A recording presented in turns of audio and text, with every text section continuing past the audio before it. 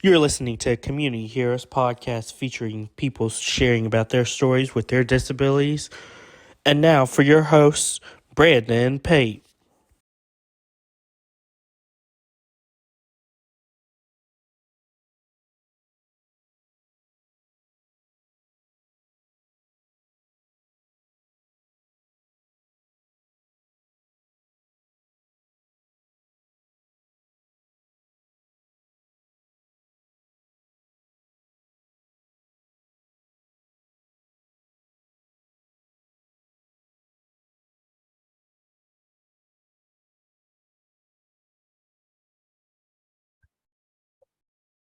Welcome back to Community Heroes Podcast. In today's episode, I have the privilege to interview the USA Paralympian wheelchair curler, Steve Emmett. How are you doing today? I'm doing great today, bro. How you doing? I'm doing good. Can you tell us about your disability and what it is? Yeah, I am a T9, T10 complete paraplegic as a result of an automobile accident back when I was 25 years old. So yeah, I'm just paralyzed from the waist down and in a wheelchair. Of course, after that accident, how did that change your life? And what was it like having a disability and living life with a disability? Well, it was a complete shock to me. I was, like I said, I was 25 when I had my accident, and everything was in line for me. I was living a great life, and I was a successful athlete in high school and college. And then, unfortunately, I made a terrible decision one night to drink and drive, and the impending crash left me, obviously, in the position I'm in right now. And I woke up a couple of days later out of coma, and I was told I was never going to walk again. And obviously, it's a shock. It's a huge change in my life, but I had some downtime when I was in the hospital, and I was dealing with a lot of stuff, a lot of issues that I had to get through.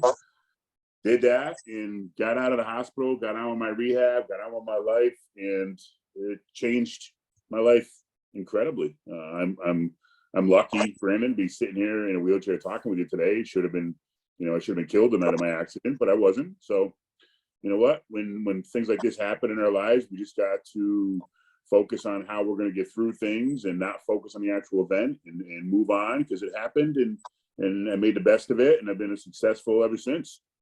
What was it like getting started and getting into adaptive sports and getting on the para circuit? It was very important to me. Sports have been an important part of my life as far as I can remember. I'm the youngest of 4 kids, so I was always on the court or the fields or wherever and playing with my sisters and brother and always with older kids and getting beat up. I was a younger brat and getting beat up by all his friends. And so, but it instilled in me at a young age. My parents were very important in my upbringing with sports to get me involved. And I was always 8-10 hours a day out there playing. So sports are very important to me.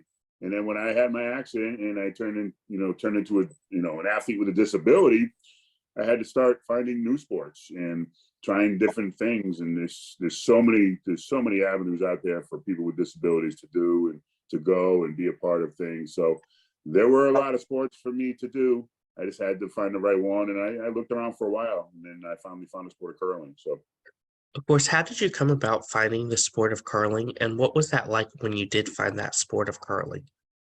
actually, the sport found me, Brandon. I got stalked into the sport. I had no idea. For 17 years after my accident, I tried a bunch of different sports. I raced in New York City Marathon in my wheelchair, basketball, tennis, all these things.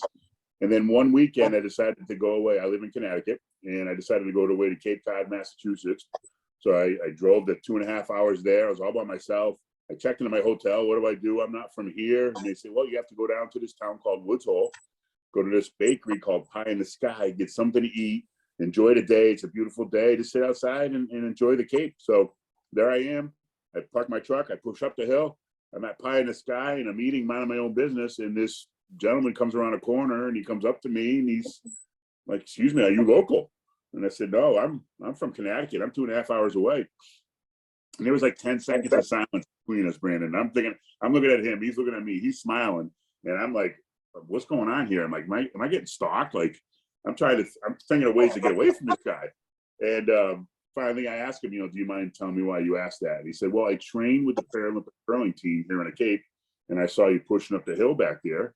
And with your build, I can make you into an Olympian in a year. And I'm like, what the heck is curling? And where do I sign up? I heard the Olympics, let's go. So that man was Tony Colaccio, who was my first coach, my first mentor, incredible man. He introduced me to the sport of curling, he and his wife.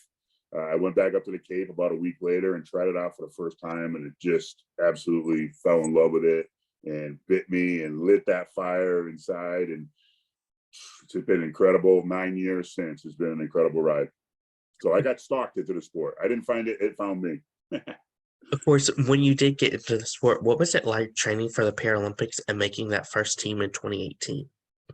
It was difficult. It was a lot of sacrifice. I don't think the people that aren't Olympians or Paralympians realize how much work goes into what we do, and not get paid like a professional athlete. There's a lot of sacrifices, time away from family, financial sacrifices that we have to make. So for me personally, it was driving 5 hours round trip every weekend to go to Cape to train with Tony all weekend, and I cover my teammates, and just a lot of time and effort in. I had to ultimately retire from my job. I was a teacher. I was a middle school math teacher for 20 years, and it just got too much with my training schedule to lead up to the 18 games. So I retired in 2016, concentrated just on training and getting to the club every day, and it worked out for the best. I made a team in 2018 for my first Paralympics. Of course, what was that like as a teacher and going through teaching with a disability and also being a professional athlete? It wasn't, as far as the teaching with the disability part, it wasn't an issue at all. My school was very accessible. My school was very welcoming and supportive of what I was doing. I was out of the classroom for 50, 60 days, and the school board and my administrators, they covered for me when I was out. They made sure that everything was all set when I was out. So I was lucky in that aspect. It just got too much time away from the students and in a classroom, stuff like that, for me to continue on. So it wasn't that bad as far as teaching goes, but ultimately it got to the point where I had a decision to make. Do I want to continue to try to juggle everything going on in my life, or do I want to really, hey, let's stop the teaching here. Let's concentrate on the curling, let's concentrate on training, and make this Paralympic team. So, and I'm glad I made that decision. Back, was it now 6 years ago? I'm definitely glad I made a decision. What was that feeling like making your first Paralympic team to go to Pyeongchang? It was amazing, Brandon. It was an honor. It is an honor to call myself a Paralympian. I'm a two-time Paralympian now, but those first games and the opening ceremonies and everything leading up to it, and all the interviews and the press, and I live in a small town. I live in the town now that I grew up in. So I've been here pretty much my entire life, and they're very supportive and incredible. So all the community supporting me and encouraging me and keep going. And those opening ceremonies in Pyeongchang when there's 45,000 people and we're rolling out right behind the American flag, blowing in the and waving in the air. It's just an incredible experience. The competition didn't go as well as we had wanted to, but you know what? I went out there and I made sure that I had fun. I made sure that I was, supportive of my teammates and, congratulatory to my opponents. And that's the way the sport of curling is. So I made sure that I was a good Paralympian when I went out there, and I had fun, and I think it showed. What was that like after Pyeongchang making the second Paralympics to go to Beijing? The second time was a lot better than the first time. The first time was amazing, don't get me wrong, but the second time I knew what was going to happen. I knew what to expect. I knew the stress. I knew all the media, the security, the get stuff leading up to the games, the stuff while we were there, what we can and can't do. So I could concentrate more on the second games with my curling as I did the first games. I was out there just, woo, look at this, this is great, and curling in front of a crowd, 4,000 people, and looking around having a great time. The second time it was more business. So the 3.5 years or so leading up to Beijing was more calming for me. It was more of a business approach. It was more of, I have to get to the club 5-6 days a week to train to make sure I'm ready to go. I knew better how to handle the media because there was a huge media crush leading up. I was on, morning shows and news from here to California to Florida, all over the country. So it was amazing to do all that. But I knew it was coming, so I was better prepared for it. And that definitely helped me out leading up to Beijing. What was it like at the Paralympics having a special wheelchair? So when you were on the ice, you didn't move around as much. Yeah, so that's one thing that with wheelchair curling that everybody thinks we have, but we do not have any special wheelchairs, Brandon. We curl on our everyday chairs. People think that maybe there's spikes in our tires and chains and stuff like snow tires, but no, my chair. I was just out in Wisconsin last week, and I get off the plane and go right on the ice. So there's no different with our wheelchairs. It is a little bit when we first get on the ice, we have to move around on the ice for a few minutes to cool our tires down because they're at room temperature. When we just get on the ice and we sit there, we will actually melt the ice. So we need to move around a little bit. And if I'm on the ice and I try to start real fast, I might spin my tires. Or if I'm going fast down the ice and I grab my rims, I might slide a little bit. But other than that, it's really not hard to manipulate around the ice. It's just our normal, regular, everyday wheelchair. And every chair is different. It's amazing when you compete worldwide. Some of these countries that I would say maybe aren't taken care of as well as we are with our adaptive athletes. Their chairs are a little bit more bulky and look more like hospital chairs and stuff maybe that that's not as fine tuned as ours. But everybody just gets out there in our everyday chairs and has at it. Of course, what is that feeling like going down the ice and getting ready to release that little puck? Yeah, the stone is called. It's about 42 pounds of granite. It's an incredible feel. It's an incredible sport because it's one that everybody can play. It doesn't see age. I mean, I've curled with 5-year-olds. I've curled with 99-year-olds.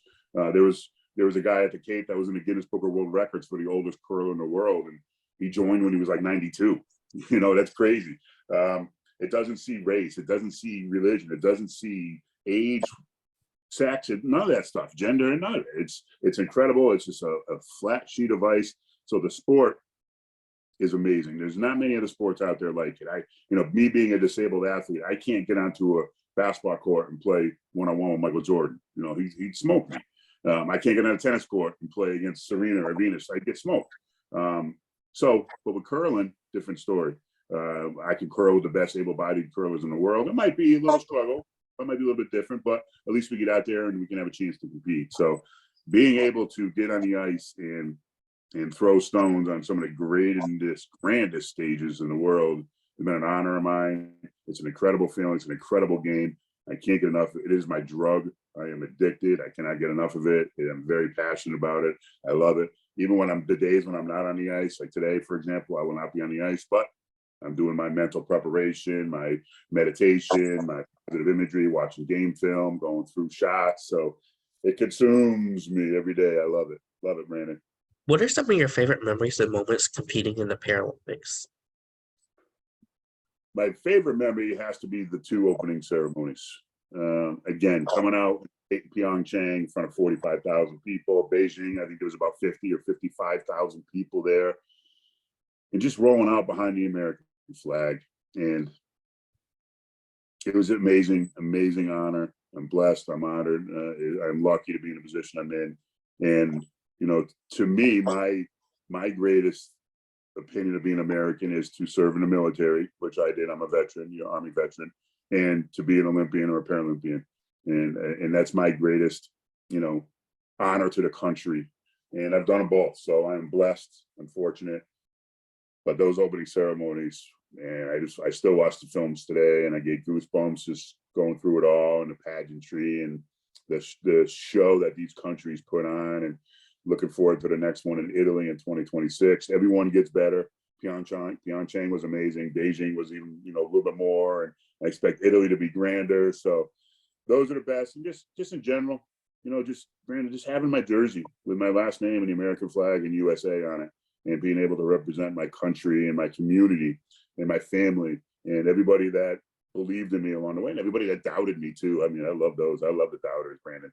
You doubt me and I will do it. So just the honor to represent the United States of America, the greatest country in the world, on the grandest of stages, and compete against the best in the world. That's always the greatest for me. What has it been like, obviously, getting to represent the U.S. in not just the Paralympics, but as you said, you also served in the military, and thank you for your service. My honor. It was. You're welcome. I would definitely do it again in a heartbeat. Like again, to me, it's being a part of something greater than yourself, and getting out of your own way, and being held responsible and accountable for others, and being driven and challenged to be a greater person. I mean, that's military all over it right there. I was at West Point where they'll break you down and try to build you up, and they challenge you every day. It's the same with sport. We're out here training, and if I'm not training today, one of my opponents is, and they're getting better than me. So I'm challenged every day to get better, and that's what the sport does. That's what sports in general do to us. If you want to be great, you got to put in the work. And so definitely an honor and a privilege and blessed to be able to represent my country. How's it been like, obviously, getting to meet your fans and helping them get into the sport of wheelchair curling? It's pretty cool, Brandon. We were just this past week, we were out in Wisconsin, and myself and one of my teammates went to the Milwaukee Bucks game. But beforehand, we were at a restaurant eating dinner, and this guy just came out of nowhere with his phone, and his kid, he's got his phone, he's got a picture of me on his phone. And he's like, "Is this you?" And I'm like, "Yeah, that's pretty cool. Yeah, that's me. Yeah." I had some Team USA stuff on, and he must have Googled me, and he's like, "Oh, here's my son. He's 13 and this and that, and he's a basketball player." And in my head, so we sat and talked with him for 10 minutes, and we had a great time. And it's fun. It's fun being out in public and seeing people, but especially the people with the disabilities. That's what I love. I know the platform I'm on, Brandon. I know I'm a two-time Paralympian now. I know I'm a role model. I'm a motivational speaker. I get out there around the country and I speak to audiences, and I empower them to be great and be the hero of their own lives. And we all got this, and let's go, let's do this. But when I meet people out in public, and especially the people with disabilities, the athletes with disabilities, and I challenge them, to get out there and do something. There's so many things. People, whether it's an injury or from birth, somebody with a disability, maybe they're not sure of what's out there they can do. I wasn't sure. At 25, when I woke up and I was told I was never going to walk again, what am I going to do now? When the word Paralympian was thrown out to me, I had no idea what the word Paralympian meant at that time. So there's so many things to do. So if I can challenge somebody, if I can inspire somebody, great. If I can motivate somebody, I'm all for it, to get out there and get out in the community and be a part of stuff, whether it's curling or basketball or clubs or support groups, acting. I mean, whatever it is, get out and do something, because there's so many things that people with disabilities can do. And it's getting a lot better now. Accessibility all around the country, all around the world is getting better. So I cherish the platform I'm on. I love it, and I try to empower people all around me just to be great, no matter what you're doing. Everything you do, be great. What has it been like, obviously, giving back to the disability community? It's important to me. That's something that has been instilled in me my entire life. My parents were huge in the community with sports. If there wasn't a softball team for the girls, this is 60 years ago. If there wasn't a softball team, rec softball team, my mother started one so that girls in the community can play. My mother was a volunteer firefighter. My father was very huge in the community. So right from day one, as far as I can remember, Brandon, it was instilled in me to give back. But a lot of people try to give back and do stuff for others when they're not set in their own lives yet. So that's one thing that I kind of talk about in my talks and my book and whatnot, is we got to take care of ourselves first. And that might take 15 years, that might take 50 years, who knows? But let's get ourselves set first. And then once we're set and happy and in loving life, now we go out and take care of others. We go out in the community and we donate our time, we donate money, whatever it might be, clothing. Spend time with the elderly, spend time with people that can't get out. That's very, very important to me. So I try to do that as much as possible. When I'm not traveling with curling, I'm usually doing something. For example, I have a speaking gig tonight for a local group totally donating my time because that's important to me to get out there and share my story and spend time with people. How's that been like, obviously getting to write a book and sharing about your story? That was an amazing process. I hate writing. I hate writing. I'm a math teacher. I love math all my life. I hated writing growing up, but all my life, you know, especially since my accident, everybody's like, Steve, you got so much. You got to write a book, Steve. You got to write a book. And I'm like, I don't have time to write a book. I got a job. I was coaching basketball. Now I'm an athlete. You need time to write a book, right? COVID hits. Boom, we got time.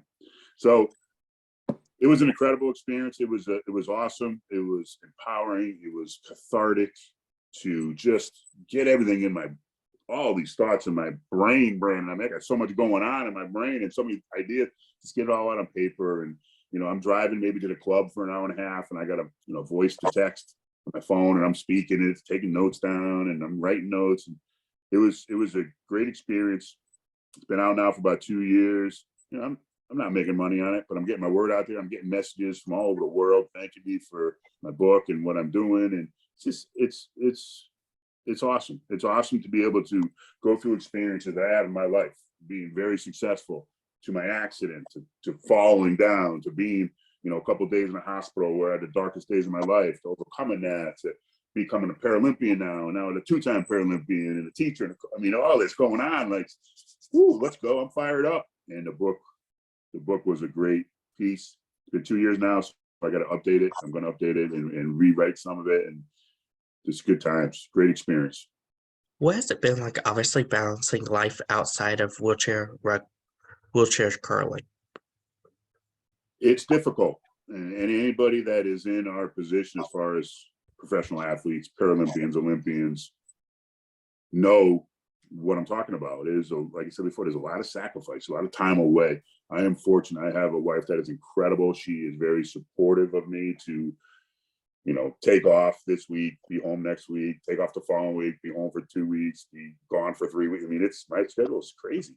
And I'm missing out on some stuff. I miss out. I got 2 boys, missing out on their high school basketball games, birthdays, holidays. And, you know, it can be difficult. And we've had some teammates in our program that have had to retire because of family, you know, not because of family, because they wanted to be with family. You know, they weren't blaming the family, but they just wanted to, you know, one wanted to start a family, one wanted to spend more time at their job. So it's very difficult, the demands that we have put on us as athletes. So if you don't have the right support system in place, it's going to be very difficult. But fortunately, I've got the support of my family, my loved ones, my community, and all that. So I'm blessed and I'm lucky to be in that position. What are some of your future plans in the sport of wheelchair curling? Win a gold medal at the Paralympics. That is goal number 1. Beijing, Italy, Cortina, Italy in 2026 is our next Paralympic Games. Number 1 is to win a gold medal. Number 2 would be to get on the medal stand, gold, silver, bronze. And then ultimately just continue to grow the sport. Well, when I started this sport 9 years ago now, there were maybe a dozen wheelchair curlers in the country, maybe. And now we've got probably over 100, 150 maybe. So, you know, in the last 9 years, we've done a lot of clinics, a lot of tournaments out there, getting out in the public and promoting the sport. And again, being a veteran, I do a lot for the VA. We put on stuff for veterans. So we've grown the sport. And I want somebody that is 25, 26 years old, like I was, to know that if, you know, God forbid something were to happen and horrific, you know, injury or something would happen, hey, don't worry about it. You know, deal with your stuff, deal with what's going on. And when you're ready, we've got this for you. We've got this incredible sport of curling that can take you all around the world and put USA on your back and represent the greatest country and the greatest of stages and be a Paralympian. And that's my goal, is to continue to, after winning gold, is to continue to grow the sport and show the world and show people that it's such an incredible sport and anybody can do it and have a good time doing it. What advice would you give those people that are looking to get into adaptive sports, whether it's wheelchair curling or other sports? Take that first push if you're in a chair. Take that first step. Go do it. Go do it. There are so many things out there to do. Like I said, when I was 25, I had no idea what a Paralympian was. I had no idea of all the sports out there. that were available to me. So my number one advice is to take that jump, take that leap, and go out there and ask questions and be a part of groups and be a part of, again, something bigger than yourselves, because it's so rewarding. Get you off the couch, stop eating potato chips and get out there and, get your good 7-8 hours of sleep at night, eat well, take care of your mind, take care of your body, and be a part of something, whatever it is. Like I said, any sport, curling, basketball, rugby, groups, act, all this, just be a part of something, because especially with curling, winter sport, some of these curling, I mean, I was out in Wisconsin last week. It was like 10 degrees out. Why do you want to go outside? Well, you got to go to the curling club, and I got a game tonight. So it gets you off the couch, it gets you moving, it gets you part of something, it improves your quality of life. That is huge for people with disabilities. Quality of life, get you out there, be a part of it, around people. So this sport of curling has, I don't think it's saved my life, but it's absolutely changed my life for the better. I'm a better person because I got stalked into the sport. I'm a better person because of the sport of curling. So my advice, number one, go out, just get out there, take that jump, take that leap, go out there and do it. And you're going to be very happy that you did. What advice would you give those future Paralympians that are looking to compete at the Paralympics? Don't ever listen to anybody that can tell you that would tell you that they can't do it. Don't surround yourself with incredible people. Surround yourself with people that are going to push you, and don't surround yourself with people that are going to pat you on the back all the time and kiss your butt and all that stuff. No, surround yourself with greatness. All right, surround yourself with great people that are going to push you and demand the best of you. And don't ever listen to anybody say they can't do it. I mean, I have seen some incredible people in my time.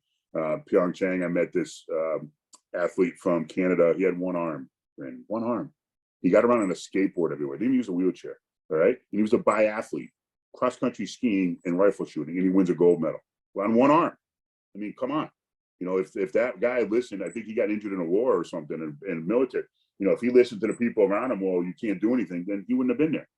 Another athlete, good friend of mine, Danielle Umstead from the US here. She's a skier. She's blind. Right? She's a downhill skier. She's blind and she wins medals. Incredible woman, incredible athlete. I mean, if we listen to the people that said, no, you can't do it, or you got to do this or whatnot, no, that's crap. Get out there and push yourself to be great, because there's so many great things that we can do, and there's so many great people out there, and just surround yourself with greatness, and you're going to be great yourself. That's great advice. Where can our listeners find you at on social media? Say that again, I'm sorry? Where can our listeners find you at on social media? Yeah, my website is my name, Steve Emt. Last name is emt.com. My Facebook page, I'm on Facebook, Stephen Emt, Instagram, Stephen Emt. My book is out on Amazon. It is called You Decide, a 6-step action plan to becoming a hero of your own life.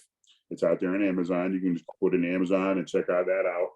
Anybody out there taking my book or buying it, I thank you very much, and reach out to me if there's any questions. But yeah, my website is number one. Facebook, Instagram, LinkedIn, definitely on LinkedIn, Stephen.Emt. So get out there and check me out. Throw me some messages, reach out to me, and I'd love to be a part of what you got going on in all your lives.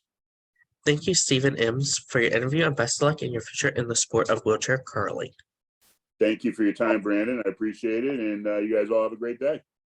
Thank you. You can find Community Heroes on Facebook at Community Heroes, Instagram at Community Heroes_NC, Twitter at comp_heroes, and you can find us on YouTube at Officially Community Heroes. Don't forget to like, comment, and subscribe. Thank you again, Stephen Ems, for your interview, and best luck in your future. Thank you, Brandon. You are watching Community Heroes. Please feel free to like, share, and subscribe to Community Heroes on social media and on YouTube.